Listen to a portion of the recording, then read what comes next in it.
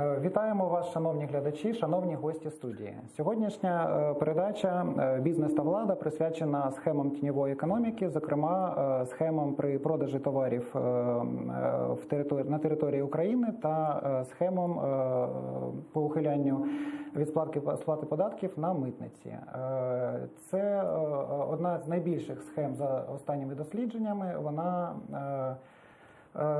завдає втрати бюджету від 25 до 100 мільярдів гривень. Про це ми детально сьогодні поговоримо з нашими гостями, представниками бізнесу, народними депутатами України та експертами. Вітання, шановні телеглядачі. Явище контрабанди та сірого бізнесу є одним із найбільших репутаційних ризиків та викликів для України. За різними підрахунками, обсяг тіньових обороток у різних сферах економіки сягає від 60 до 80%. У абсолютних цифрах це від 70 до 100 мільярдів гривень. І це ті гроші, які проходять повз державний бюджет України. І це ті втрати, які Україна несе як держава. Сьогодні про це говоримо з учасниками нашої дискусії. З пані Тетяною Остріковою, народною депутаткою України, головою підкомітету питань митної справи Комітету Верховної Ради з питань податкової та митної політики, Світланою Михайловською, заступницею директора Європейської бізнес-асоціації, Романом Семенухою, народним депутатом, експертом з економічних питань, паном Андрієм Саварцем, фахівцем КС Україна, Бугаковим Ярославом, журналістом-розслідувачем телеканалу АТР і Сергієм Шевченком, директором Української асоціації виробників. Також до участі у програмі ми запрошували представників найбільших роздрібних мереж, таких як Алло і Розетка. Проте вони відмовилися взяти участь у нашій передачі сьогодні. Я прошу вивести на екран графіку номер 1. Графіку номер 1 – це графічне зображення висновків дослідження авторитетних аналітичних центрів ISET та CASE, які дослідили найбільші схеми тіньової економіки і графічно відобразили ці дані на екрані. Як ми бачимо, одна з найбільших разом з офшорами – це схема контрабанди, порушення митних правил та все, що пов'язано з ними. І про це ми сьогодні поговоримо детальніше. Дякуємо за графіку. У липні 2018 року Рада бізнес-омбудсмена представила уряду пакет рекомендацій щодо вирішення системних проблем бізнесу у митній сфері. Згідно з звітом Ради бізнес-омбудсмена за перший квартал 2019 року, на сьогодні державні органи виконали лише 4% цих рекомендацій. У мене перше питання до пані Тетяни. Ви неодноразово наголошували на системному підході до вирішення цих питань і озвучували дуже великі цифри втрат, які несе наш бюджет. Скажіть, будь ласка, які кроки конкретні за останні роки були здійснені в сфері законодавчих ініціатив, які вдалося імплементувати, і що ж таки заважає нам все-таки почати впроваджувати якісь зміни, які б завадили тим страшним втратам, що ми зараз несемо? Будь ласка. Всім добрий вечір. За представленою інфографікою ми побачили, що таким величезним драконом тих втрат, тих коштів, які сьогодні приходять повз державний бюджет, а значить повз кишені українців, звичайних українців, є офшори, а поруч з ними такий собі величезний ведмідь. Це втрати бюджету, яких наша скарбниця державна зазнає від тіньового імпорту.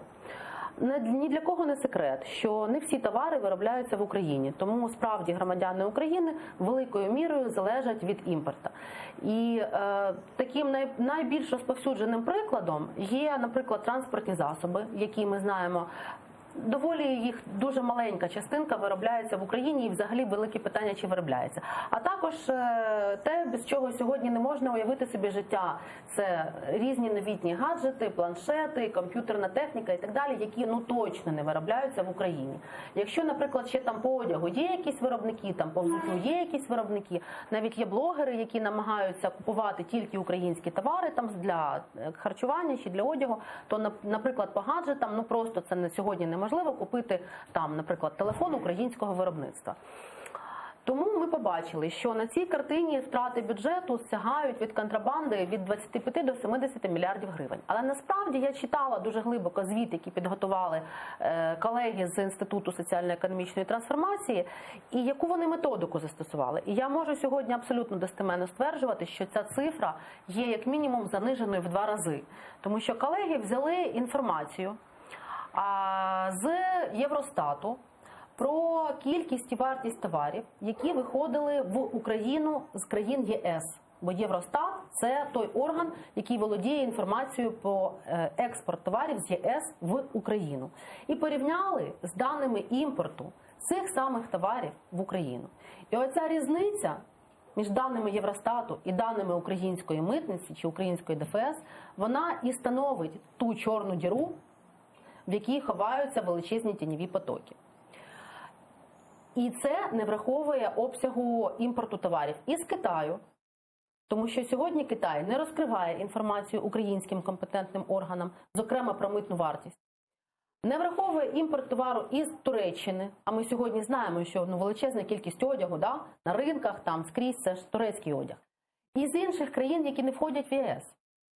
Тому насправді ми дуже сміливо можемо помножити цифру 70 мільярдів на 2 і можемо стверджувати, що мінімум 100, а то й 150 мільярдів – це ті втрати бюджету, які не потрапляють в скарбницю, а потрапляють в чиїсь кишені. Дійсно, і Рада бізнес-омбудсмену, і численні бізнес-асоціації говорили, як покращити сьогодні ситуацію. Але найпершою такою важливою дуже річчю, яку потрібно було б зробити, це побудова сильної митної адміністрації. Це саме той орган, який покликаний контролювати товари на вхід в Україну, на вихід з України, перевіряти, чи правильно задекларований товар, перевіряти, чи правильно вказана його вартість. Так от вдумайтесь, в нас сьогодні в Україні немає органу, який би це робив. Тому що внаслідок злиття податкового і митного напрямку за часів Януковича, тоді, ви пам'ятаєте, родина Януковича, вона хотіла консолідувати в своїх руках контроль за всіма фінансовими потоками. Митниця була повністю знищена і поглинута податковою складовою. Але якщо вдуматись, то в податкової і в митниці кардинально інші функції. Основна функція податкового органу в будь-якій державі – це, власне, фіскальна, тобто адміністрування і стягнення податків. А основна функція будь-якого митного органу в притомній, адекватній державі – це зовсім не стягнення податків, це зовсім не стягнення імпортного ПДВ, а це в першу чергу захист економічної безпеки, захист митного кордону, в тому числі від зброї, від наркотрафіку, від інших заборонених речей, а також захист національного виробника від нелегального імпорту. І в другу чергу це сприяння міжнародній торгівлі, тобто для тих компаній доброчесних, які справді декларують правильно товар, визначають його справжню митну вартість, вони повинні мати всі умови і повне сприяння від державних органів по завезенню цього товару. Тому в другу чергу це сприяння міжнародній торгівлі. І лише в третю чергу це можна говорити про фіскальну функцію. Так от, при Януковичі це було знищено. І, на жаль, за, власне, 5 років роботи вже, нової демократичної влади відновити діяльність митної служби чи митної адміністрації європейського зразку так і не вдалося. Саме тому ми вчора читаємо, президент новий Зеленський дав доручення. Служба безпеки 2 тижні побороти контрабанду і доповісти про результати. Вибачте, але я буду говорити непопулярні речі. Ми знову перебуваємо в рамках якихось ілюзій і утопій. Сьогодні треба визнати той факт, і я сподіваюся, що президенту про це відомо, що товарна контрабанда, тобто контрабанда, наприклад, цього телефону, не є злочином. Це сьогодні адміністративне правопорушення. Тому жодне СБУ там на митниці бути не може. Жодне СБУ сьогодні цю контрабанду не поборить. Воно очолює сьогодні ті схеми. І тому ми б очікували від президента зовсім іншого. Прибрати СБУ з митниці, переорієнтувати його на боротьбу із шпигунством, державною зрадою, прибрати з митниці будь-яких силовиків, які сьогодні кришують ті схеми. Про це ж відомо всім, ми кричимо про це 5 років. Розблокувати конкурс, який сьогодні заблокований народним депутатом від БПП, на обрання керівника митної служби. Тільки це дозволить створити митну службу, бо нема керівника, неможливо створити юридичну особу. Це перша річ. Друга річ – прибрати силовиків звідти, які нічого там не роблять, крім того, що кришують ці схеми. І третя річ, дуже важлива. Ми не будемо мати нелегального ввезення, якщо підприємці будуть знати, що всередині країни неможливо реалізувати незаконно ввезений товар. Все. Якщо я сьогодні приходжу в будь-яку мережу, зараз не буду говорити їх назви, і там купляю товар, на якому прямо написано, що він не призначений для розповсюдження на територію України, це значить, він офіційно територію України, митний кордон, не перетинав. Якщо мені сьогодні видають чек від ФОПа, при цьому на ньому навіть не стоїть прізвище ФОПа, а стоїть якийсь штампік з брендом магазину, це означає, що я цей товар не поверну. Це означає, що цей товар, можливо, має ознаки контрабандного сірого ввезення. І якщо сьогодні його можна спокійно реалізувати, будь-де в центрі Києва, в будь-якому магазині в центрі Києва, це означає, що контрабанда буде комусь вигідною. І на цьому будуть наживатися і посадові особи митниць, і посадові особи силових органів. Дякую, Тетяно.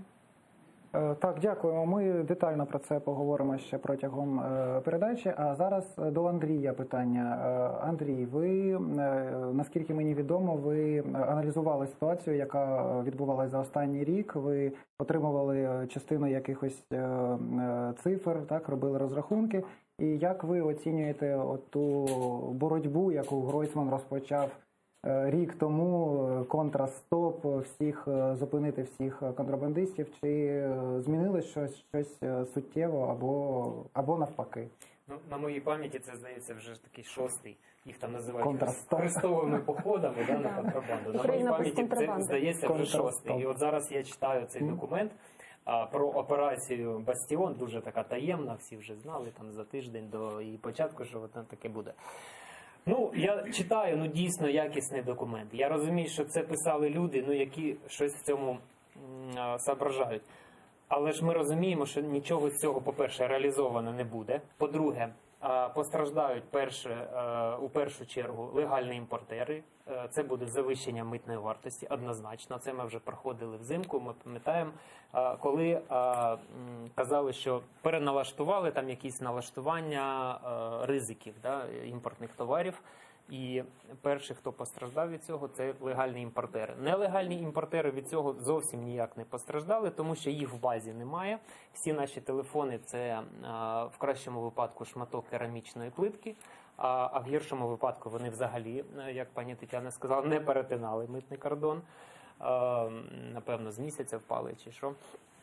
Тому ситуація така, що я не бачу ніяких кардинальних кроків дійсно по протидії контрабанді. Тому що той системний підхід, про який ми всі кажемо, дійсно він має починатися зі створення митної адміністрації і закінчуватись кроками, які би дійсно протидіяли цьому. Отакий силовий метод, зараз ми там перекриємо все, мобільні групи, чорні сотні, всім стояти. Це ми вже проходили. Ні до чого воно не призводить, тільки збільшується оця корупційна рента.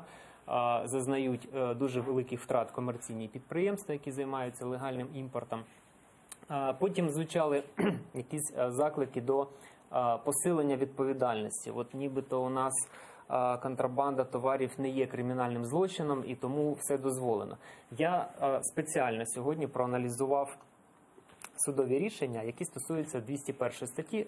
Дійсно, там зараз товарів немає, там лишилися лише предмети. Так от, суддями за 19 рік не винесено жодного судового рішення, судового вироку обвинувального з реальним відбуттям покарання.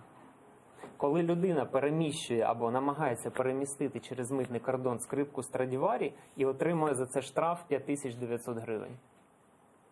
І все це в рамках легального поля. То ці самі судді, кого вони мають садити в тюрму за контрабанду товарів? Те саме стосується і 305 статті, там, де взагалі нема чого доводити. Там є людина, є переміщення наркотиків, вона не винна. Але штрафи вони отримують? Штрафи, це так зване нижче нижнього. А якщо штрафи будуть збільшені там у 10-100 разів?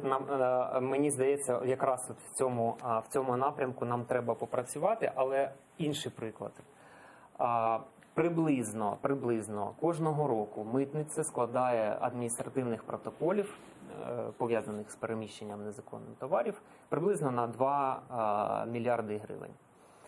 До суду доходить половина з цього, конфіскується на 400 мільйонів, стягується до державного бюджету на 40 мільйонів. Це все ефективність такої детальної роботи. А ми ж розуміємо, що це люди складали протоколи, потім проводили провадження, здійснювали процесуальні дії, передавали в суд. Суд викликав свідків, правопорушника, потім ці товари передавалися, потім аукціони якісь незрозумілі відбуваються, коли один і той самий товар потім в 3 рази знищується його вартість, і потім він взагалі пропадає. Або передається в безоплатне користування, незрозуміло на яких підставах. Можливо, і дійсно в цьому є і якийсь позитивний момент, бо іноді і дитячим будинкам передаються, якщо це одяг, скажімо, який або взуття. Але це знову, це ж на паперах, так, ми ж не знаємо, як це насправді. До речі, згадала цікавий кейс про судові рішення, якщо дозволите, якраз от в контексті того, що пан Андрій говорив. Значить, це 2018 рік, ну, можна сказати, свіжина. Волинська митниця. Заїжджає бус телефонів, мобільних телефонів, таких гаджетів, да, як зараз прийнято говорити, вартістю 20 мільйонів гривень. Причому він декларується не як телефони, а як посилки громадян.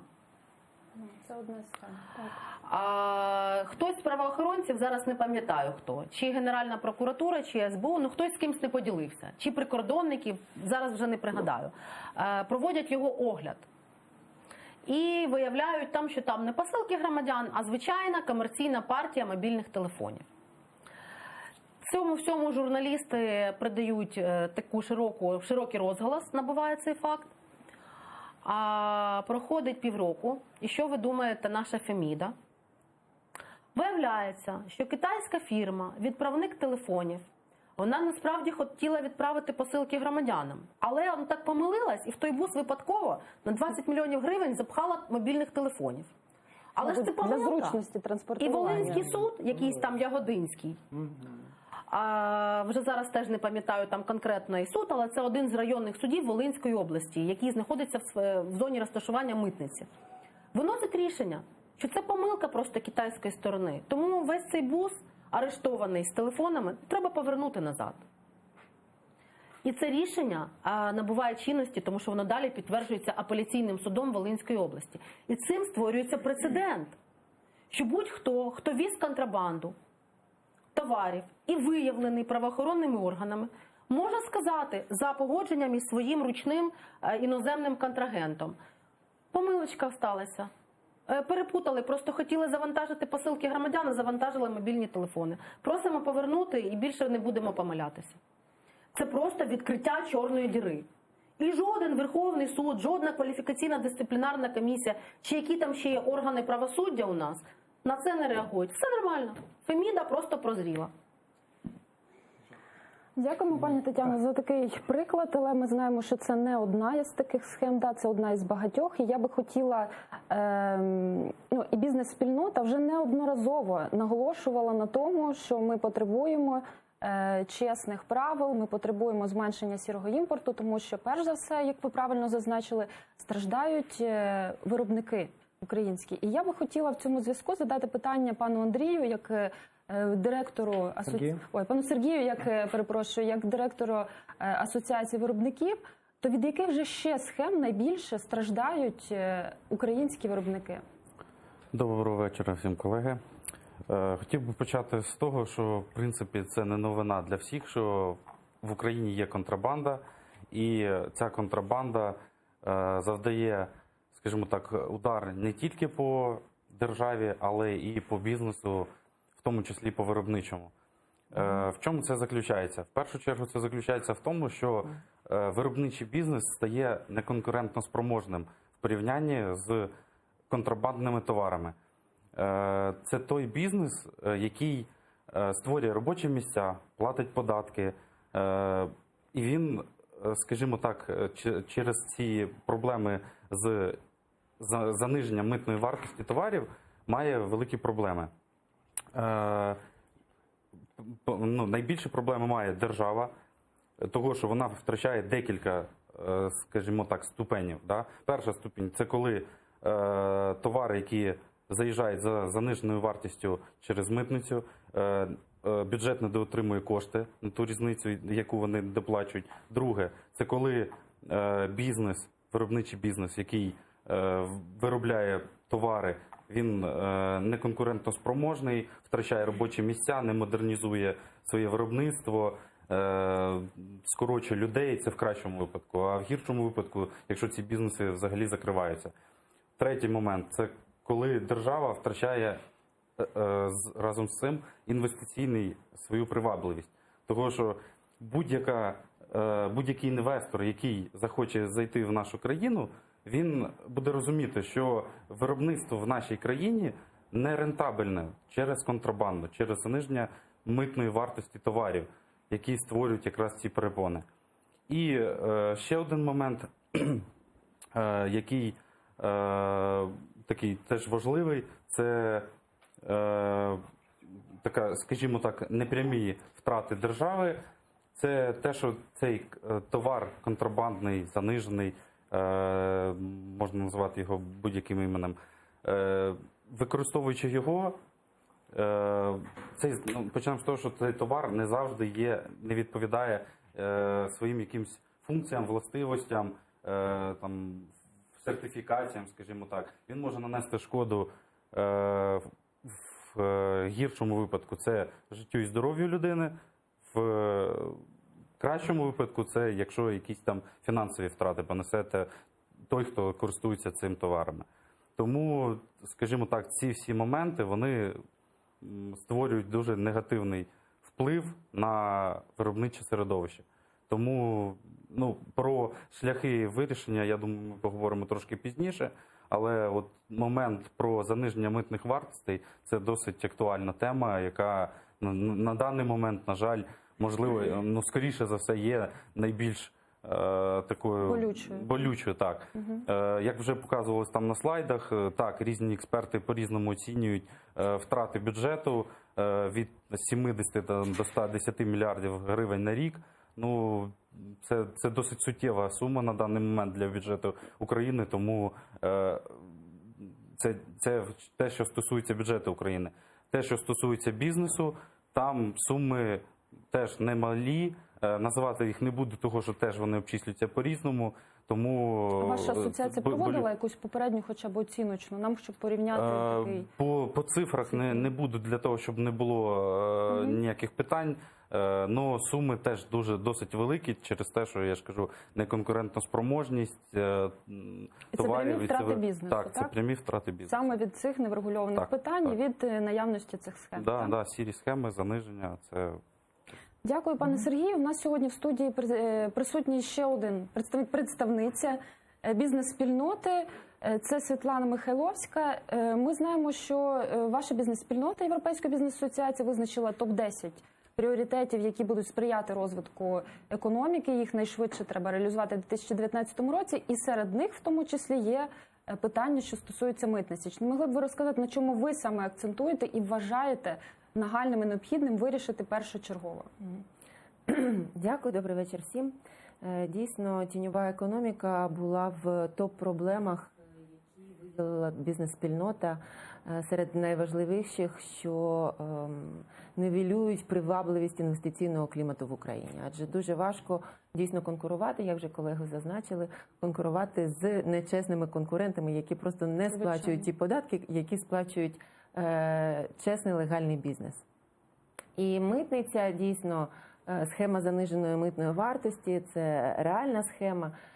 Схема, коли завозиться так званий паралельний імпорт, продукція, яка не передбачена для реалізації на території України, вона якісна, але вона не для України. І дійсно споживач не може потім використати навіть своє право щодо повернення або гарантійного обслуговування. І ми навіть мали випадки, коли наші компанії, членські компанії Європейської бізнес-асоціації, які там Sony, Samsung, Panasonic, Miele, інші, задля нівелювання репутаційних ризиків, вони обслуговують, бо їм телефонують потім ті споживачі, які придбали продукцію не передбачено для реалізації на території України. Вони стараються зробити все чесно, одно, бо це бренд, це репутаційні ризики для компаній.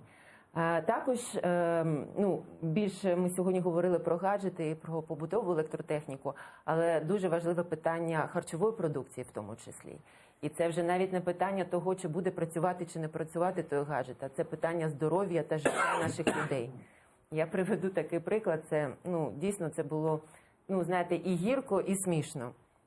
В рамках асоціації у нас є ряд різних комітетів. Серед них комітет побутової електротехніки і робоча група з боротьбою тіньового ринку кави, алкогольний, харчовий комітет. Ми зібрали всі наші компанії, комітет охорони здоров'я. Ми зібрали всі наші компанії, які так або інакше стикаються з проблемою сірого, нелегального, чорного імпорту, фальсифікату, контрабанди.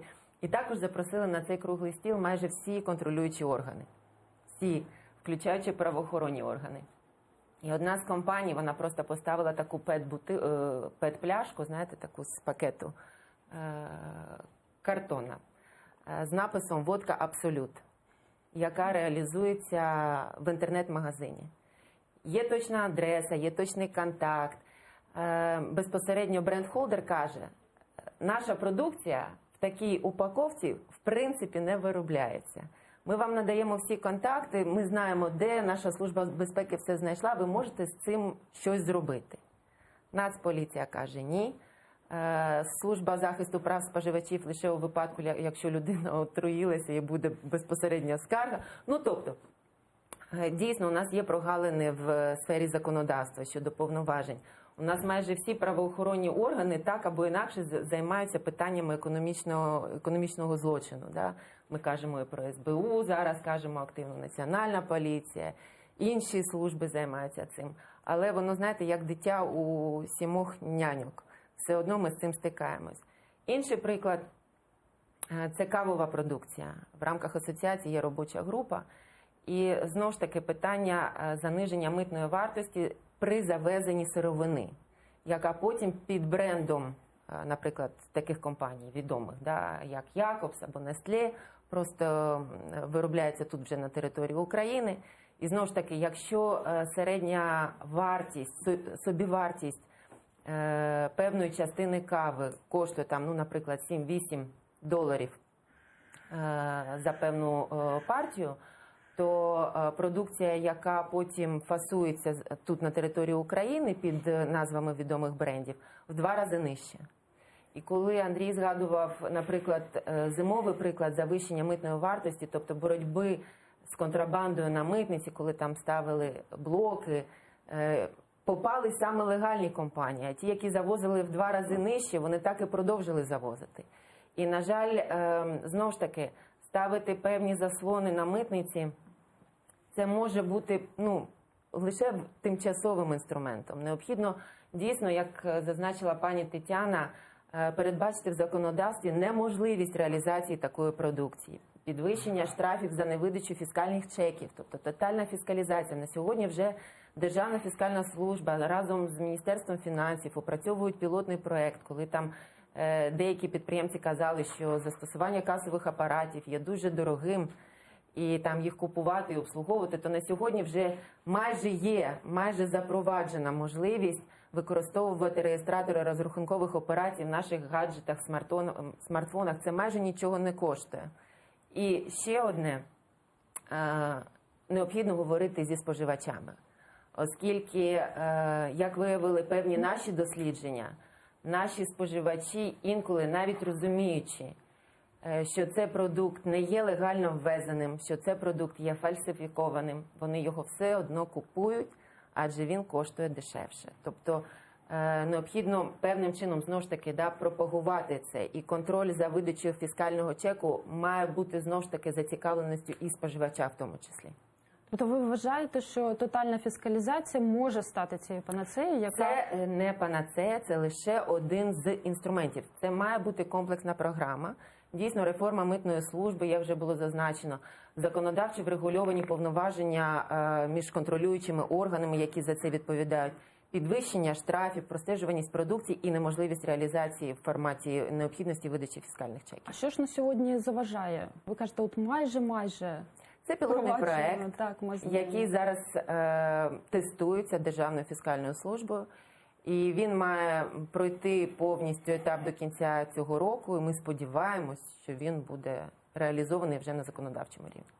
На сьогодні вже є законопроект, який, зокрема, розробляло Міністерство фінансів щодо запровадження реєстраторів розрахункових операцій в сфері громадського харчування та надання послуг. Але він ще не пройшов повне погодження серед центральних органів виконавчої влади. Дякуємо, Світлано. Дякуємо. Дуже цікаву тему ви почали. Ми до цього повернемось. А зараз до Романа питання, пов'язано з попереднім. Можливо, ви знаєте відповідь, щоб наша дискусія далі була більш змістовна. Для прикладу, 2 роки тому було введено РРО на складну побутову техніку. Півроку тому було введено РРО на ліки. Дуже багато років вже існує РРО на тютюн, алкоголь та підакцизні товари. Але фахівці зазначають, що зловживання у цих сферах не стали набагато менше, вони також перевищують 30-40% тіні. Тому чи є дійсно навіть не панацею, а навіть одним з рішень ця фіскалізація, або є інші більш ефективні рішення, які ви, можливо, бачите, і які можливо законодавчо реалізувати найближчі роки? Я думаю, що фіскалізація частково, вона точно не буде панацеєю, але частково вона це вирівнює. Але зверніть увагу, от майже кожен, хто виступав, говорить про те, що от ті чи інші заходи, які там вживаються, насамперед страждає хто? Хто працює в БІЛ? Білий бізнес? От сьогодні ми говоримо про багато товаровиробників, але якщо навіть говорити про дистрибуцію, ті компанії, які то чи іншу там продукцію дистрибутують в БІЛ, вони сьогодні насамперед страждають від цих нерівних умов. Абсолютно. От чимало згадувалось прикладів, я хочу підтримати пана Сергія. Ми говоримо з вами там про якісь такі речі, які можна обрахувати, там прямі фіскальні втрати, 75-150 мільярдів гривень. Насправді обрахувати втрати бізнесу і відповідно держави від незібраних податків, від не створених, не відтворених робочих місць, це просто навіть неможливо порахувати. І зверніть увагу, от сьогодні говорили, як Гройсман, який очолював Хрестовий, як ви сказали, Хрестовий похід, але саме за Гройсмана, от я вважаю, найключовіший економічний показник успіху чи неуспіху діяльності уряду – це торгівельне сальдо. А фактично за Гройсмана воно подовжує падати, і з усіма відповідними наслідками. Чому? Я буду говорити на конкретних прикладах. В Україні 4 виробника миловарних заводів. Це конкретні миловарні заводи. Тобто точно Україна може і не може робити сьогодні автомобіль, але мило ми вміємо в Україні варити. І це робиться в багатьох містах України. Але якщо сьогодні ви зайдете в будь-який магазин, в рітейл чи якусь там роздрібну крамничку біля вашого будинку, я вас запевняю, 70-80% те, що ви сьогодні бачите на полиці, особливо відомих турецьких брендів, не буду називати, але ті, хто купляє мила, відомі турецькі бренди. Я абсолютно вас запевняю, як людина, яка пропрацювала також в косметичній галузі до Верховної Ради, не менше 70% це чорний або сірий імпорт. Фактично наші миловарні заводи не можуть конкурувати, бо їхня чимала частка в структурі виробництва і далі, вірніше не структурі, а в структурі продаж – це внутрішній ринок. І якби завтра митниця була закрита і були б рівні правила для всіх, завтра би на українських полицях українських магазинів стояв би насамперед український продукт, щоб давали можливість збільшувати робочі місця, сплачувати в місцеві бюджети ПДФО, в пенсійний фонд, єдиний соціальний внесок і багато. Це конкретний кейс, коли тільки через таку схему сьогодні просто миловарна галузь мовчить. Другий конкретний приклад. Колега зі скромності сьогодні згадувала про кейс, про контрафакти в кавовій, скажімо так, галузі, якщо так можна. Коректно? Так, вживати? Коректно. Так, до мене прийшли дистрибутори в Харкові, які займаються цим питанням. Я от їх довів до другого кабінету країни. Я знаю, що вони дійшли до першого вже заколишнього президента країни з цією бідою. Хочу вам абсолютно назвати цифри. Кожна друга банка кави в цій нашій державі з топ-3 брендів, які сьогодні представлені в ретейлі, є контрафактною. Що відбувається? Тобто сировину навіть часто в тих самих виробництвах тих самих країн імпортують за заниженою митною вартістю. Тут же в українських, це ж не гаражі, ви розумієте, масштаби просто цього. Це ж не гаражне якесь виробництво, чи десь під Києвом, чи під Харковом. Це просто кожна друга банка кави в Україні – це контрафакт. Щоб ми розуміли масштаби. Як це враховують сьогодні представники виробників і імпортерів в Україні? Вони беруть країну, де відносно контрабанда там поборена. І беруть відсоток споживання на душу населення і вираховують, які це втрати в Україні. Так от тільки за рахунок недотримання митних платежів державним бюджетом України тільки втрати на 3 брендах кави. Це приблизно 3-10 мільярдів гривень щороку. Щоб ми розуміли масштаби проблеми. Розумієте?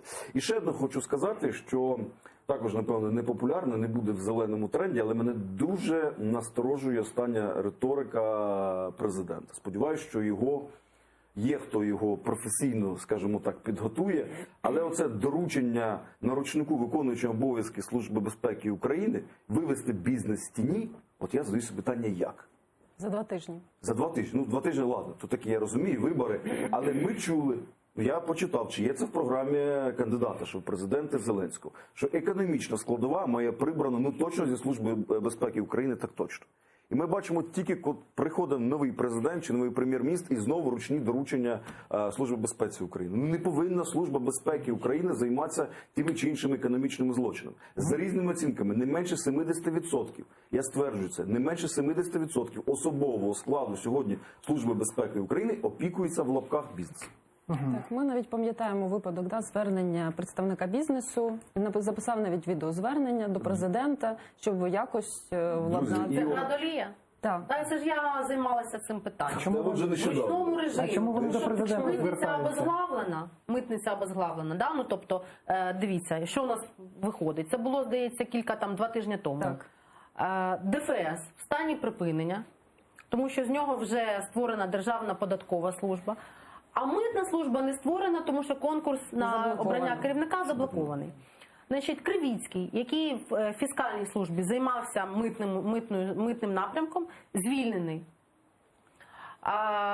Міністр фінансів, очевидно, ну, я при всій повазі до пані Маркарової, але вона більше опікується податковою. І її заступник Сергій Верланов призначений керівником податкової служби. І, відповідно, він з фіскальної служби починає на себе перетягувати кадри, матеріальне забезпечення, там, штатний розклад і так далі. Вплоть до там IT-забезпечення.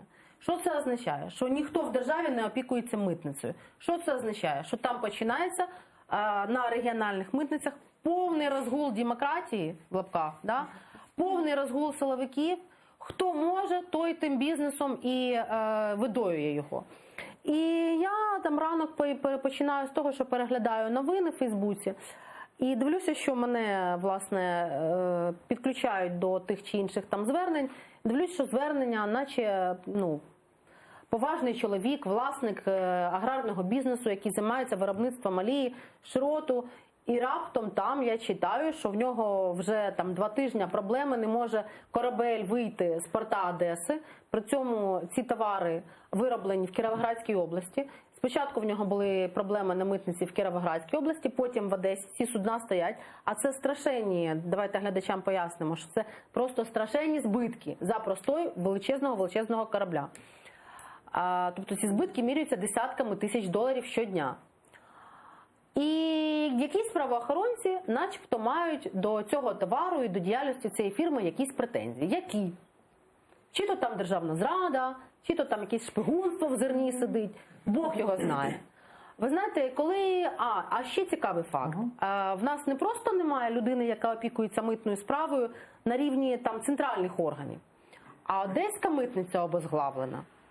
Ну, тобто центральний порт країни і всі митні пости, а керівника митниці сьогодні немає. Є виконуючі обов'язки, які постійно міняються. Кожні кілька місяців міняються.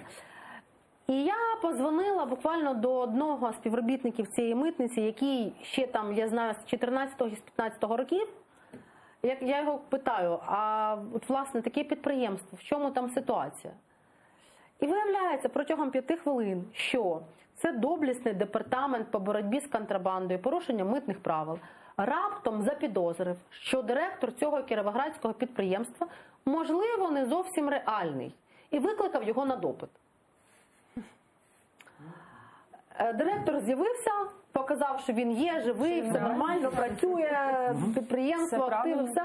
І моментально за 5 хвилин ця проблема знялась і кораблі були випущені. Чудово. Ну то це, скажіть, будь ласка, це народний депутат має займатися отаким, ну вибачте, звільненням заручників?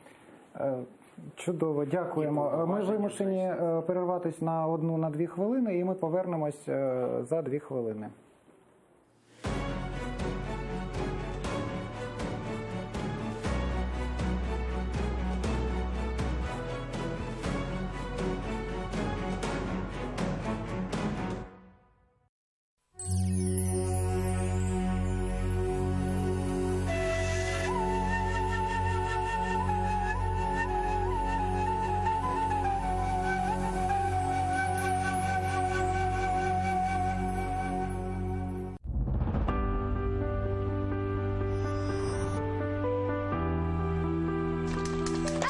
Я тебе зробив.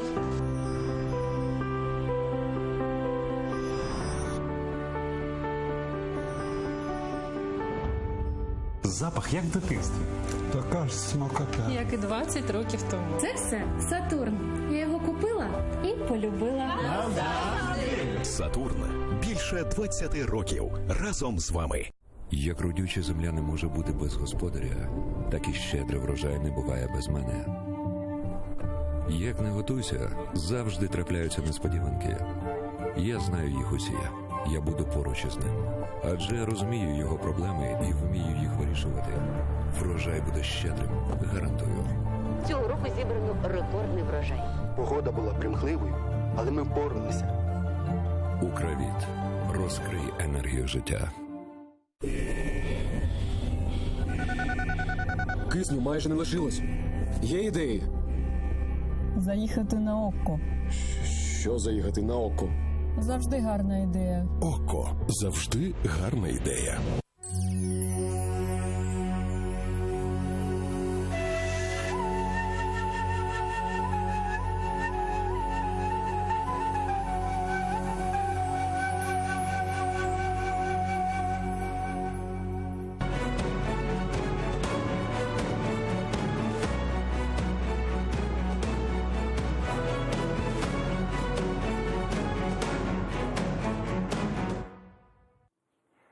Ми повертаємось до дискусії, і зараз ми хочемо спитати нашого гостя Бугакова Ярослава, журналіста-розслідувача, який займався дослідженням однієї з схем. І прошу вам слово, якщо можливо, ви скажете кілька слів, а потім відео. Да, у мене небольшой меседж. Розкажіть нам в деталях, що ви дізналися. Але за 3 хвилини.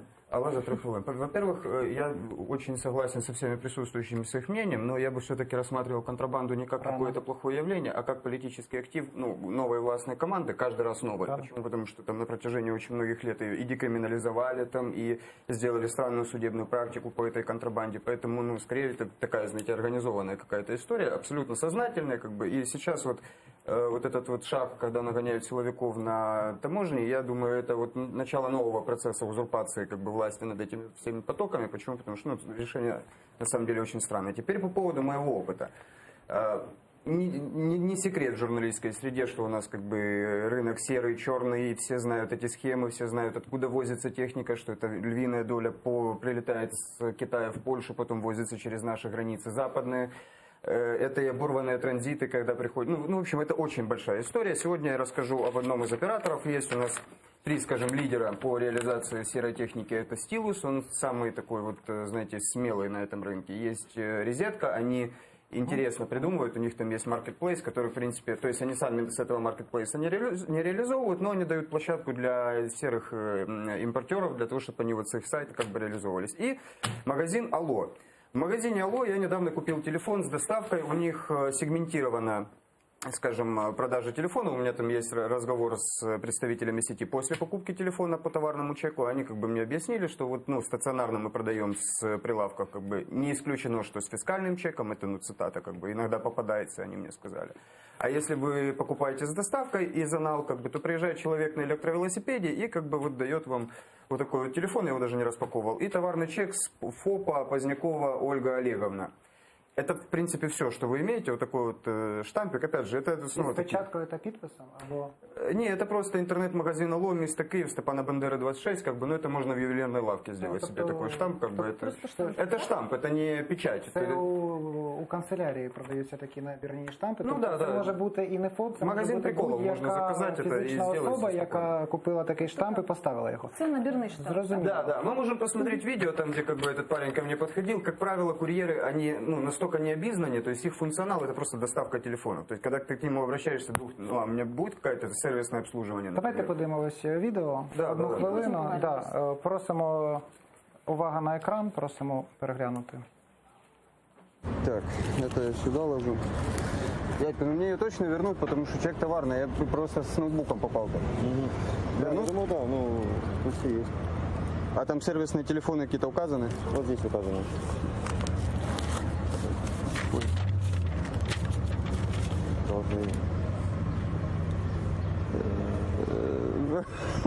Слышу. Это адрес. Ну, номер заказа хоть есть, чтобы я, если что, апеллировал там к этому всему. Вот номер. Вот номер заказа, я понял. Так, 30 дал. 1000, 2, 3, 4. Так, давай 4. 500-ками. 4630.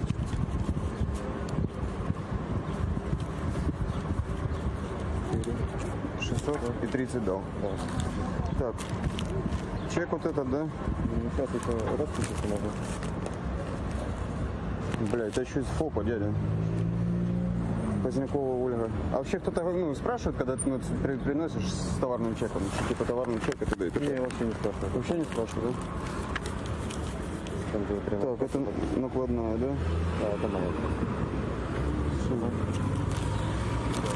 Ой, як тебе хоч звуть, Владимир? Дякую, мы подивились видео. По поводу культуры покупателей, то есть у нас как бы люди даже вот не волнуются о том, что им продали. Они как бы совершенно их не волнуют. Более того, вот на маркетплейсе «Резетки» есть там отдельная, по-моему, Европакет это называется, там контора, которая продает товары, которые на 30% дешевле рыночной цены. Что самое интересное, это вот меня как покупателя это возмущает. Люди, которые не платят тот же НДС, сделайте хотя бы скидку, вы же продаете это, да? Но они продают это по рыночной цене. А есть отдельные операторы, которые продают ниже, и у них большое количество продаж. То есть у нас этой культури нет в принципі. Дякуємо. Ми ще повернемось до цієї дискусії. Ми зараз послухаємо Євгена Плінського, який підключився до нас скайпом. Теж 3 хвилини. Він нам розповість про свою частину розслідувань. Євгене, ми чуємо вас. Тобто ви нас чуєте? Доброго вечора. Добрий. Добрий вечір. Ви в ефірі, можете говорити. Євгене, якщо можливо, стисло, надайте нам інформацію, які у вас були останні цікаві дослідження щодо тіньових схем при продажу товарів, які відомі, можливо, бренди вам вдалося дослідити. 3-4 хвилинки, якщо можливо. Я попробую вложиться, тема достаточно объемная, и тут к ней с какой стороны не подходи, с любой стороны можно находить какие-то инструменты ее решения. То есть одни говорят, что нужно перекрывать границу, другие говорят, что нужно перекрывать сбыт, перекрывать возможность продавать нелегальные товары внутри страны. И то верно, потому что эта тема уже превратилась, знаете, в такую же, в отдельную индустрию, в отдельный бизнес. Потому что когда какая-то там компания перевозит в Украину нелегально какой-то товар, то ее уже силовики и контролирующие органы передают друг дружке по цепочку, и все с нее что-нибудь имеют. Имеет таможня на границе, потому что нелегально вез, имеет налоговая, потому что нелегально продает, имеет прокуратура, потому что, надо же крышевать, и имеет СБУ, потому что СБУ все знает. Поэтому это такая, как палка о 2 концах. Был у Кутузова глаз или не было у Кутузова глаза? Говорят, что был, говорят, что не был. Поэтому тут проблематика в том, что законы, которые существуют в Украине, их, конечно, можно улучшать постоянно, но даже те, которые есть, позволяют бороться с этой проблемой, если ими пользоваться. Потому что вот то, с чем столкнулся я в последнее время, это абсолютное нежелание ни таможни, ни налоговой, ни каких-либо контролирующих структур решать проблему, даже когда ты ее находишь, выявляешь, снимаешь на видеокамеру, приносишь на блюдечке с голубой каемочкой, они смотрят, говорят, ну да, выезжают на какие-то проверки, потом говорят, вы знаете, нам не удалось найти ФОПа, который не существует.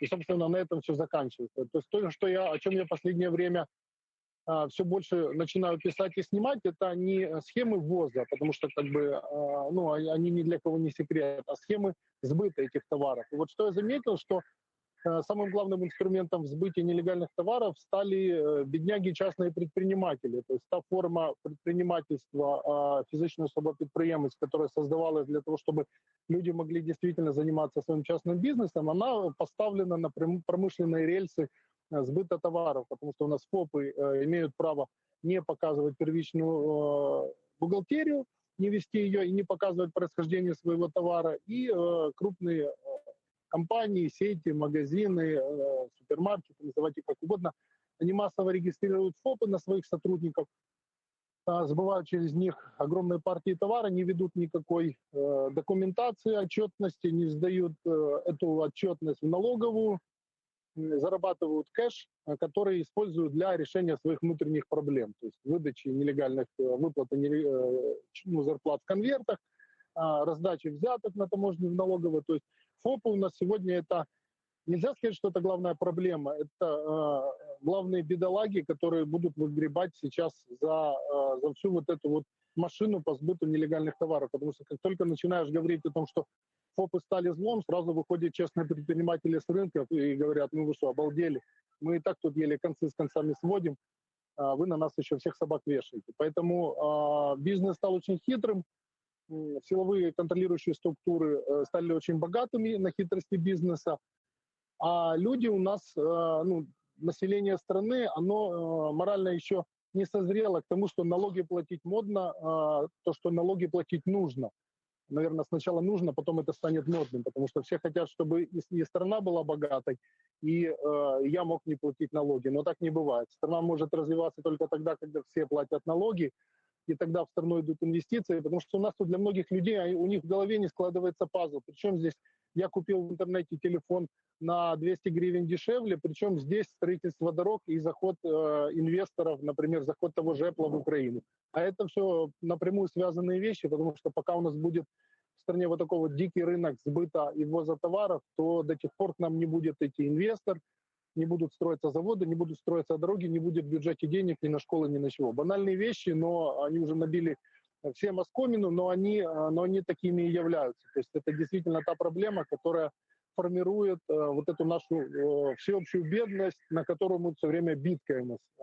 И пока мы не поймем, что нужно бороться за свои права, приходя в магазин, покупая товар, зная, что тебе должны выдать фискальный чек, его требовать, вот когда люди начнут это делать, тогда начнет в стране что-то меняться. Начнет меняться бизнес, начнут налоговики, силовики приходить за взятками, их никто давать не будет, тогда на таможне тоже станет все тихо. Вот это, если вы попросили в 4 минути, где-то так і віжите. Євгене, на уточнення, якщо можливо, ми тут вже дуже чітко зрозуміли проблематику, всі спікери майже зійшлися, що проблематика вона така і вона досить серйозна. Які з найбільш відомих мереж з продажу, які вам відомі, які, наприклад, працюють зовсім в білу, наприклад, частково і повністю чорні, якщо у вас є така інформація, звичайно? Но я не могу огульно называть, что кто-то совсем черный, кто-то совсем белый. Я думаю, что все понемножку промышляют. Но вот объектом моих исследований последних это был, является уже 1,5 года сеть магазинов «Цитрус». Наверное, это флагман в Украине по объемам продажи техники с нарушением законов, потому что я их ловил и на продаже техники, предназначенной исключительно для Китая. Они принципиально не выдают фискальные чеки, когда ты рассчитываешься наличными, то есть дают товарные чеки от ФОПов, чем по сути и аккумулируют наличные деньги. Интернет-магазин «Розетка», но здесь нужно четко различать саму розетку и маркетплейс-розетку, потому что сама розетка как интернет-магазин работает в белую. Я тестировал, наверное, десяток раз. Чеки выдают они фискальные по всем группам товара. А вот когда ты покупаешь у них товары на маркетплейсе, там уже встроены компании, которые продают как угодно. И огромное количество этих магазинов с непонятными названиями продают технику непонятного происхождения. То есть розетка, вот к ней двоякое отношение. С одной стороны, вроде белый бизнес, с другой стороны, площадка по сбыту контрабанды «Вау». Хотя они позиционируют, что не всех контрагентов проверяют. Хотя вот вопрос, который уже больше года я не могу услышать на него ответ от Владислава Чечеткина, что это за компания Евромарт, которая продает в Украине телефоны, которые лежат на складе в Польше. Вот вопрос, который задавали и налоговой, задавал я и Владиславу Чечеткину, но ответа никто не может называть. Магазин «Алло», про который Ярослав рассказывал, тоже большое количество техники продает с нарушением законов, без фискальных чеков, через СВОПов. Вы даже, кстати, можете, вот если нас зрители смотрят, вы можете, заходя в любой магазин электроники, подойти в уголок покупателей и посмотреть документы, кто осуществляет там деятельность. Как правило, вот в Цитрусе и в Алло там есть и юрлицо, есть и физлица, которые продают технику по товарным чекам за наличные. Ну и магазин «Стилус» — это такой передовик украинской контрабандной индустрии, который, я вообще не понимаю, кто за ним стоит, который даже, смотрел в интернете репортажи, даже практически избивают журналистов, которые приходят снять, как они нелегально работают. И им хоть бы хны. Находятся между Главным управлением государственной фискальной службы и налоговой Киева. В 500 метрах от одного объекта, в 500 от другого. На этом перекрестке стоит «Стилус» и прекрасно работает. Ну, наверное, этим людям нужно, чтобы они работали. Вот, в принципе, такая вот тройка. А всяких интернет-магазинов однодневок, огромное количество. Можете открыть Prom.ua, OLX и найти технику на любой вкус, любого плохого качества. Зрозуміло. Дуже дякуємо вам. До речі, ми, щоб не бути упередженими, ми чесно запросили на сьогоднішню передачу представників усіх найбільших мереж, зокрема і Алло, і представників Розетки, але, на жаль, вони відмовилися взяти участь у нашій сьогоднішній передачі. Угу. І у другій частині ми, мабуть, спробуємо знайти якісь шляхи вирішення цих проблем, які ми окреслили. І Євген дуже цікаво розділив такі дві можливості по вирішенню. Це перекрити, так би мовити, кордони або припинити можливість закрити можливість реалізовувати ці товари, які завезені без сплати податків. Тому було б цікаво, якщо такий стислий обмін думками, що, на вашу думку, більш ефективно, більш реалістично. Ви, наприклад, казали про закриті кордони, як це реалізувати, що саме з ними зробити. Так, ви казали про частково і про тотальну фіскалізацію. Ваша думка була про реформу інституцій, наскільки я зрозумів. У вас також здебільшого реформа інституцій. Було б цікаво ваше бачення, так, як ми можемо дійсно там за рік, наприклад, подолати цю проблему. Друзі, я нагадую, у вас вільний мікрофон, ви можете коментувати, говорити, але ми просимо 1 хвилина, 1-2 хвилини. І, будь ласка, ми тут підняли вже дуже багато питань. Якщо ви говорите, пропонуєте рішення, то кажіть, на вирішенні якої саме проблеми? Чи захист вітчизняного виробника, чи перекриття зменшення контрабанди, чи захист в тому числі від фальсифікованих контрафактних товарів? Які проблеми має сприяти? Або все разом. Які саме проблеми має завести, сприяти це рішення, яке ви пропонуєте? Митників і поставити. З кого почнемо? Ох, вас так багато. Мабуть, Сергію, потім ви. Сергій, ви почнете, ви раніше були. По-перше, хотів би повернутися на 2 секунди назад, розповісти про заниження митних вартостей. Це так буде перехідний такий момент для того, щоб пояснити, які можна причини, які шляхи вирішення знайти цій проблемі. Про заниження митних вартостей. Це не секрет, що відкривши митну базу, можна побачити, наскільки сильно занижують ціни. Іноді доходить до абсурду, що товари декларують по вартості нижче, ніж вартість упаковки, в якій вона знаходиться. Це перше. Друге, буває таке, що товари декларують по вартості 1 цент. Це все є, в митній базі можна це побачити, і це не секрет. Що як на нашу думку, що можна зробити для того, аби вирішити цю проблему? Один з шляхів – це відкриття доступу до митних баз. Для чого це потрібно? Поясню. Де персоніфікована інформація? Звичайно. Я не кажу повністю інформацію, маю на увазі ті моменти, де можна визначити ціну товару, для того, щоб всі прекрасно розуміють, що на даний момент в держави не вистачає ресурсів для того, щоб аналізувати такий об'єм даних. При відкритті митних баз, по суті, частково цю функцію на себе візьме суспільство. Да? Тобто вони зможуть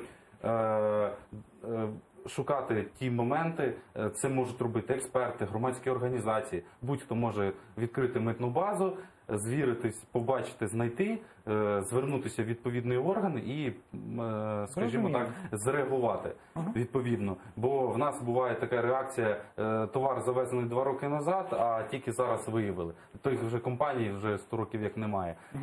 Другий момент, на мою думку, це посилення співпраці української митниці з митницями інших країн.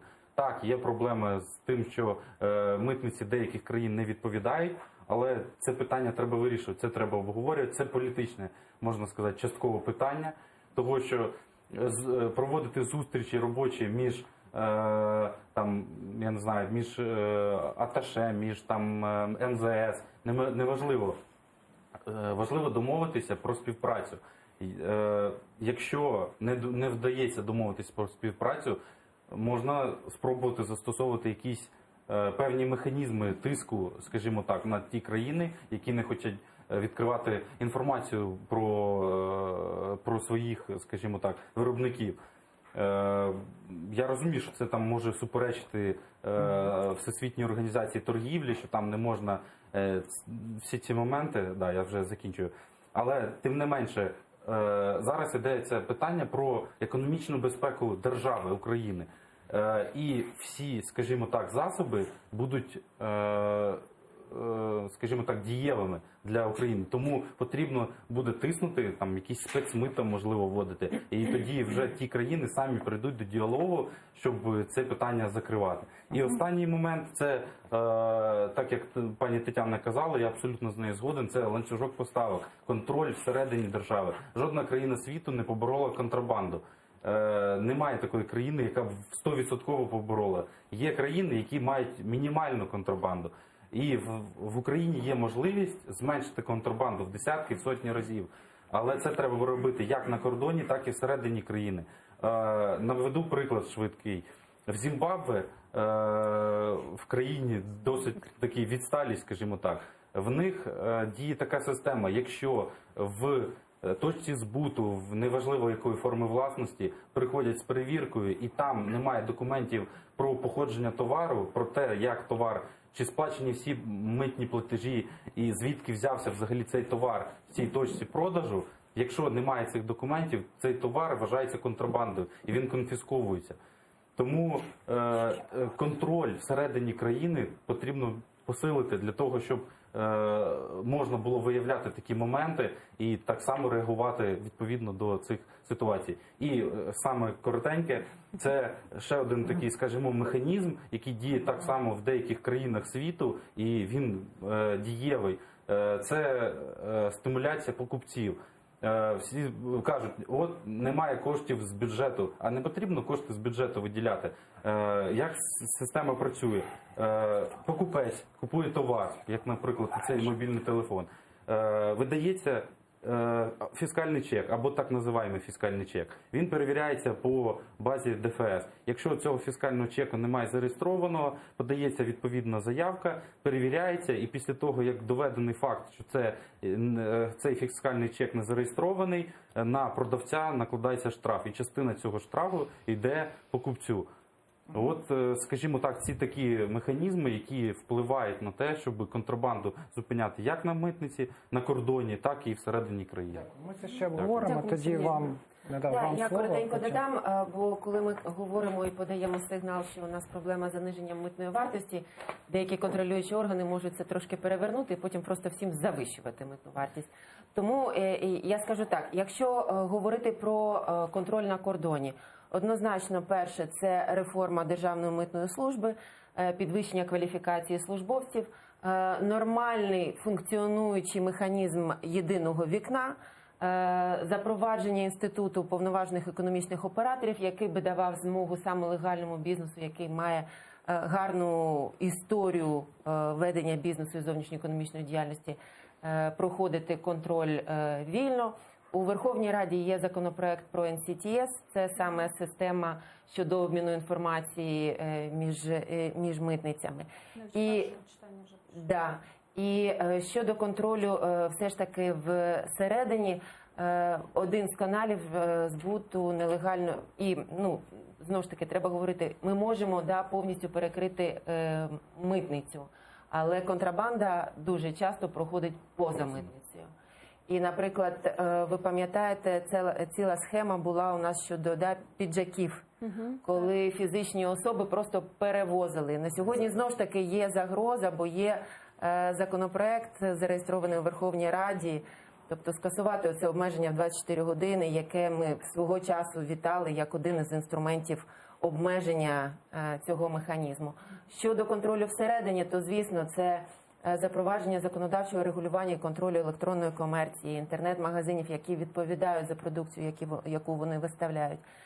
Прив'язка, неможливість, наприклад, обмеження кількості літражу алкогольної продукції, яка пересилається фізичними особами, наприклад, коли там просто посилка фізособам просто так, вона не може бути просто партією водки Абсолют або віскі Джек Деніелс. Дякую. Дякуємо. Ярослав, якісь ремарки? Да, ремарки будут. У меня просто, я соглашусь с тем, что надо граничное значение опта для ФОПа, потому что сейчас, если речь идет о, например, электротехнике, то через ФОПов реализуется большое количество техники торговыми сетями. То есть один ФОП должен, вот этот порог опта должен быть снижен для него, для того, чтобы не реализовывать. Чому через ФОП? В мене на уточнення. Ви надали документи, я таких документів вже бачив десятки. Будь-яка фізична особа бере в канцелярії штамп і штампує будь-яку кількість накладних. Чому саме ФОПи? Це, мені здається, якийсь міф, який розганяється. Будь-яка фізична особа. Можна, звісно, представити, що це просто бумажка. Звичайно, це лише папірець, це не має жодної юридичної сили, там немає круглої печатки, там немає підпису. Це, по суті, картинка. Це будь-яка фізична особа. Фискализация, да, вот это не привязка к кассовому аппарату в любом случае. И со своей журналистской стороны это исполнение закона про госслужбу. Почему? Потому что у нас есть целые кланы чиновничьи, которые очень профессионально вытаскивают нал из любой торговой истории. Очень профессионально. И никогда госаппарат не будет за ними успевать, даже если произойдет чудо, и вот придут люди, заинтересованные в том, чтобы у нас была хорошая ситуация с этим всем. Поэтому исполнение закона про госслужбу не может быть вертикаль чиновников ИО. Не может быть человек в статусе ИО сидеть там год на этой должности. Не могут люди, которые работали при Калетнике, сегодня работать в Одесской мытнице и заниматься расследованием или там в департаменте контроля по правонарушениям на мытнице. Этого не может быть. Просто исполнение этого закона. И отдельно, наверное, отдельно надо говорить там про какие-то позиции там касательно мыла того, да, говорить в сторону заботы о своем производителе. Почему? Потому что когда делаются схемы, при которых, например, наш производитель продовольствия не может реализовать свою продукцию и вместо этого едет мясо из Польши, то мы работаем опосредованно, работаем на конкурентов из-за границы. Поэтому в этом случае надо, наверное, пересматривать ответственность для митників там, или для людей заинтересованных. Дуже дякуємо за вашу думку. Андрій, якщо можливо, я хотів спитати вам, як фахівцю, який багато років досліджує це питання, все ж таки ФОПи винні, або, можливо, хтось інший? Ви знаєте, що робити? Я недавно купував там невеличкий гаджет, він там дуже дешевий. Мені видали таку цікаву бумажку. У вас написано ФОП, там взагалі нічого не було написано. Інтернет-магазин. Там просто було написано магазин такий-то і така, як ви кажете, з магазину приколів, така початочка. Взагалі жодної прив'язки до якоїсь організаційно-правової форми. Якщо підсумувати, колеги сказали, що ручник не можна включати, але я скажу так, що перші дні там це буде новий уряд, нові органи влади сформовані, нові керівники, все одно перші хоча б 2 тижні воно буде в ручному режимі. Дійсно, побороти контрабанду за 2 тижні неможливо, але хоча б зупинити якісь такі найбільші дірки, мені здається, все ж таки можливо. Скільки потрібно часу для того, щоб призупинити або припинити діяльність цього псевдопоштового оператора, який працює на київській митниці, і по тонажу, в якого імпорт нібито посилок, це преміум пакет, перевищує Укрпошту. Давайте називати з чого. Це преміум пакет. Це преміум пакет, архіви якого горіли постійно, пожежі, і всі документи згорають. От скільки треба часу, щоб припинити його діяльність? Треба зміни до законодавства, чи до наказів Мінфіну, чи правоохоронні органи. Суди реформувати. Крім того, видаються статуси цих поштових операторів згідно з законодавством, яке давно втратило чинність. Як таке можливо взагалі? Тобто я вважаю все ж таки, що перші дні, перші тижні це дійсно буде ручник. Це не дуже добре. Закрили оцих негідників, а далі системні рішення. А далі системно. Не ручник, а виконання закону. Неухильне і таке, знаєте, виконання кожної букви закону. Але ви знаєте, якщо читати закон про державну службу, то ніхто нічого не порушує, бо там нічого немає. А треба читати кримінальний і кримінально-процесуальний кодекс. До речі, кримінальний кодекс. А тоді закон про державну службу не треба буде читати. З 1 січня ми ж запровадили кримінальну відповідальність за контрабанду лісу. Знаєте, скільки порушено кримінальних справ? Цікаво. 0. За який період часу? Це за 19 рік. За 19 рік, за півроку. Не порушено жодної. Я на сайті Генеральної прокуратури, яка веде облік і статистику, не знайшов навіть колонки такої. Давайте запит напишемо на цю тему. Саме організації товарної групи по лісу. І ліс їде далі. Хоча по незаконній рубці, дійсно, там є кримінальні справи. Але, знову таки, а що на виході? Якщо суди відпускають, призначають покарання, яке взагалі навіть не передбачено санкцією. Якщо передбачено за контрабанду позбавлення волі, а призначається штраф. Так, це можливо там, згідно Кримінального кодексу, але це ж системно. Андрій, тобто знову без судової реформи ми не можемо ні про що говорити? Це комплексне питання не тільки в рамках навіть митної служби. Це комплексне питання. Це Генеральна прокуратура. Коли Генеральний прокурор каже, що давайте візьмемо ці 11 контрабандних сімей, домовимося з ними. Це Служба безпеки, це судова система і це митна система. Воно має все працювати як єдиний механізм. Інституційні реформи. Ідея з запитом дуже чудова. Ми були б дуже вам вдячні, якщо б ви поділилися з нами результатами, що дав би цей запит. Давайте прямо завтра і спрямуємо. Я тоді, з вашого дозволу, продовжу. Приведу приклад, який от сьогодні просто дивилася сюжет на одному з волинських телеканалів. Польські митники виявили 400 кілограмів бурштину, який заїхав з України. При цьому українські митники не побачили, що з України виїжджає цей бурштин. Тобто це найбільша партія нелегального ввезення бурштину в Польщу. І в сюжеті йдеться про те, що кілограм – це близько, митник український бере хабар близько $300 за кілограм. Їх 400. Це тільки одна партія, рахувати ми всі вміємо. До чого це я веду? Що виявляється так, що є Європейський Союз, який не має, країни якого не мають між собою митних кордонів. Да? Тобто, якщо, наприклад, ви в Польщі купляєте там будь-який товар в Німеччині, то він не проходить розмитнення, тому що митного кордону немає. І є Україна, яка має кордон з країнами Європейського Союзу. І виявляється так, що Україна є якоюсь сірою зоною.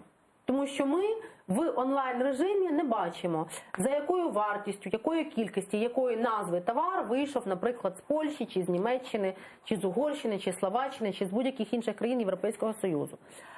Тому, в першу чергу, ми маємо налагодити обмін інформацією і провести хоча б звірки. Чому сьогодні це проблематично? Тому що сьогодні, щоб відправити запит, це не може навіть волинська митниця відправити запит. Це має пройти цей запит всі щабелі центральних департаментів ДФС, включно з якимись там літературними коректорами і перекладачами, І це серйозно необхідна процедура, без цього не можна. Сьогодні це так, в ДФС прописано внутрішніми. Це прописано, але не обов'язково можна і спростити. Це їхній внутрішній документообіг. Для чого? Тому що все дуже просто. Внаслідок цих звірок в ДФС може просто вийти самі на себе. Як в старому поліцейському анекдоті. Разрабатывали, вийшли самі на себе. Тобто, перше, ж таки результат. Обмін інформацією і звірка за іноземними країнами. От те, що зробили хлопці з Інституту соціально-економічних трансформацій. Дані Євростат, дані української митниці, різниця – це чорна діра.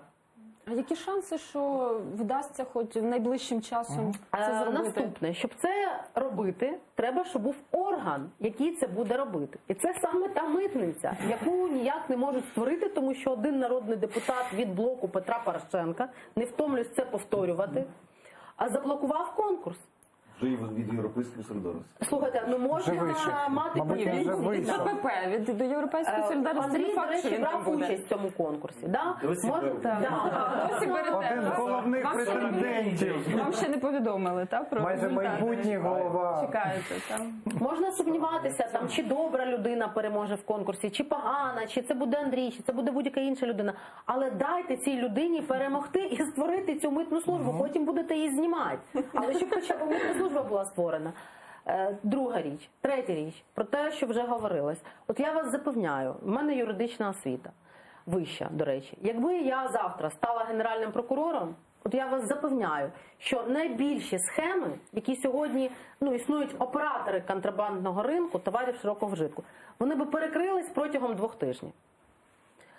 Чому? Як тільки відбувається зміна влади, оці всі там одеські бізнесмени, там якісь інші бізнесмени київські починають бігати і шукати, з ким договоритися. З ким договоритися, кому сьогодні заносить. І коли заносить некому, і вони розуміють, що вони вже 2 тижні стоять, і товари їх вже закінчуються на українських полицях. І вони розуміють, заносить більше некому, все. Що вони роблять? Їм нічого не залишається, як просто виконувати митний кодекс. Розмитнювати згідно встановленої законодавством процедурою. Все. Тому я вас запевняю, що якщо би була на рівні вищих посадових осіб в Генеральній прокуратурі, в Міністерстві внутрішніх справ, ті всі відділи, які займаються начебто боротьбою з економічною злочинністю, політична воля, не брати ні з кого хабарі, то ці всі контрабандні сім'ї, а це найбільший такий поток контрабанди, вони би сьогодні просто вимушені би були розмитнювати товари згідно з законом. В нас залишилось 3 хвилини. Ми дуже сподіваємося, що новий парламент сформує новий Кабмін, пройдуть нові демократичні сили, і не лише нові, а всі демократичні сили, і ми це зможемо вирішити. 2 хвилини, і ми будемо завершувати. Щоб не повторюватися, колеги, насправді Верховною Радою і профільним комітетом напрацьовано, і сьогодні ви згадували, насправді дуже багато правильних ініціатив. От зсередини просто поділюся. Є фактично півроку до 1,5 року вікно можливостей. Бо те, що ми з вами сьогодні не говорили, очевидно, це вигідно не тільки представникам правоохоронних органів. Давайте будемо говорити відверто. Сьогодні чимало бізнесу, на жаль, це вигідно. І тому це дуже непопулярні будуть кроки. І от я сподіваюся, що у 9-ї каденції Верховної Ради буде знову вікно можливостей. Бо чим далі буде від вікна, тим складніше буде проводити такі от непопулярні речі. Друге, не вірю от в ручник. Тільки системні речі. Митна служба, в такою важливою справою має займатися окрема інституція. Друга непопулярна річ тут же – це високі зарплати. Якщо ми хочемо, знаєте, як в математиці, є необхідно, є достатньо. Не може бути порядного митника, який виконує свою роботу, без гідної заробітної плати. Нехай це навіть на певний час непопулярна історія. Ми підтримуємо. Третє. Це, безумовно, прибрати економічну складову з усіх сьогодні правоохоронних органів. Не буває, не повинна Служба безпеки сьогодні цим займатися. Більше того, що ми сьогодні з вами не говорили, ми дуже були толерантними. Дуже були толерантними. По каві я був усіх правоохоронців, які очолюють в Харківській області, усі правоохоронці, усіх. Всі знають, ти показуєш їм факти. Давайте ще розкажемо, коли конкретні контейнера, які зайшли з контрабандою в Одеський термінал, показували, СБУ арештовували. Що ви думали? Навіть нема передачі в суд першої інстанції по суті. І останнє, як би це не було прикро, як би це не лунало, друзі, але без реформи судової системи нічого не буде. І те, що ви сьогодні наводили приклади, да, по 201 статті, тільки в це яскраво свідчить. От навіть ми це все зробимо, цей ланцюг, якщо ми його не замкнемо правильно, реформованої судової системи вона не запрацює, не буде відповідальності, все це, на жаль, дуже мало має сенсу. Дуже дякуємо. Дуже багато було пропозицій, але я виділив буквально 10 спільних. Я швидко, як резюме сьогоднішнього обговорення, зачитаю. Так, я так зрозумів, що всі зійшлися на тому, що необхідна інституційна реформа ДФС та митниці, необхідне стимулювання покупця отримувати цей фіскальний чек, відкриття інформації з митних баз, контроль електронної комерції, єдине вікно, обмін інформацією з Європою, реформа правоохоронних та судова реформа. Такий потужний шмат роботи новому парламенту. Ми дуже очікуємо, що прийдуть політичні сили, у яких в програмах буде саме це. І за перший рік роботи нового парламенту ми зможемо зробити. У 2014-му дійсно було потужне вікно можливості. І ми сподіваємося, що до кінця 2018-го всім вдасться. Ну що ж, друзі, на сьогодні будемо завершувати. Щиро дякуємо гостям, які сьогодні знайшли час і долучилися до такої цікавої, важливої дискусії. Навіть домовилися сформувати запит і продовжувати цю боротьбу. Дякую щиро всім, хто був сьогодні у студії. Це пан Роман Семенуха, пані Світлана Михайловська, пані Тетяна Острікова, пан Андрій Северець, журналіст Бугаков Ярослав і пан Сергій Шевченко. А ми з вами побачимося вже за тиждень, наступного вівторка на телеканалі АТR. Приєднуйтесь, ми розповімо вам все про тіньові схеми українського бізнесу.